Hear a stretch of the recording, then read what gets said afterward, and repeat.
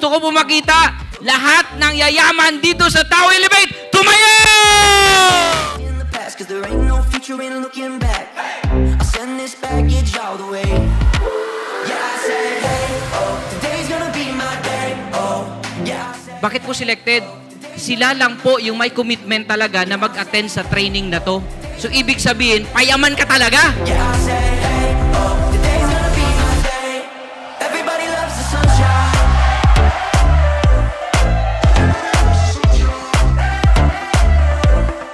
Everybody loves the sun. It don't matter where you're going. It don't matter where you're from. Cause everybody loves, everybody loves. Everybody loves the sunshine.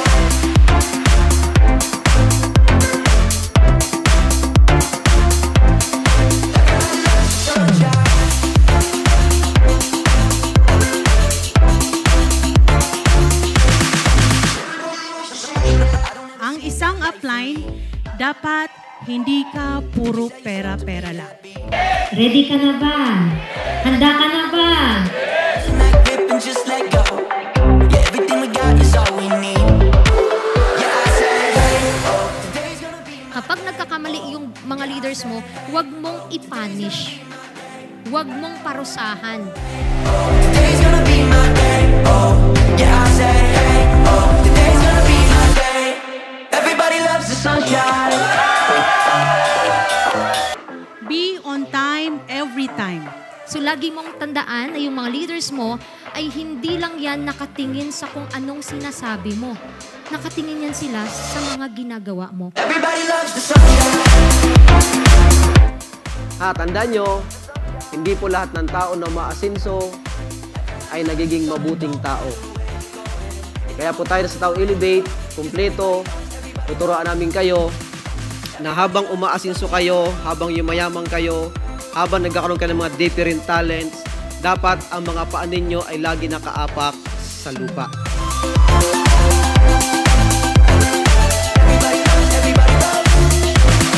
Everybody loves the sunshine.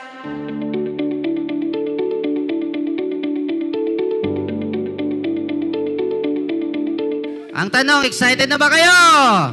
Ready na ba kayo?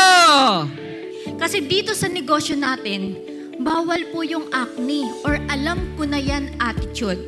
Kasi kung alam mo na yung negosyo natin, dapat matagal ka ng mayaman.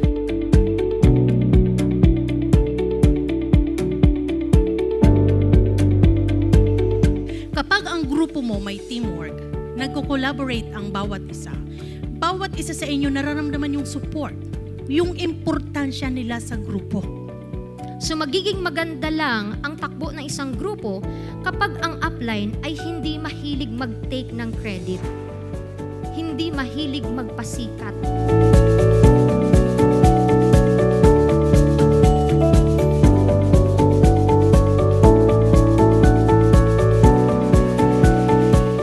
Ang isang daw leader, iniisip niya yung kapakanan ng buong grupo niya, ng mga leaders niya, at hindi lang yung sarili niya.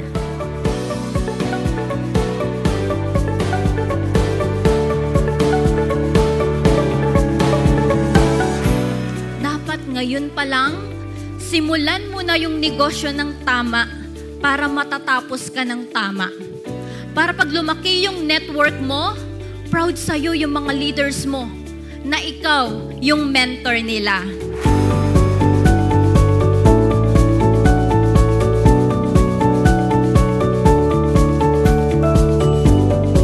Walang problema na hindi kayang solusyonan. Ang isang leader, hinaharap ang problema. Kapag nag-solve ka ng problem at nakikita ng mga leaders mo yan, hindi mo sila iniiwan kahit anong mangyari. Magsistay yan sa'yo hanggang makuha nila yung success. Kasi nakikita nila yung future nila sa'yo.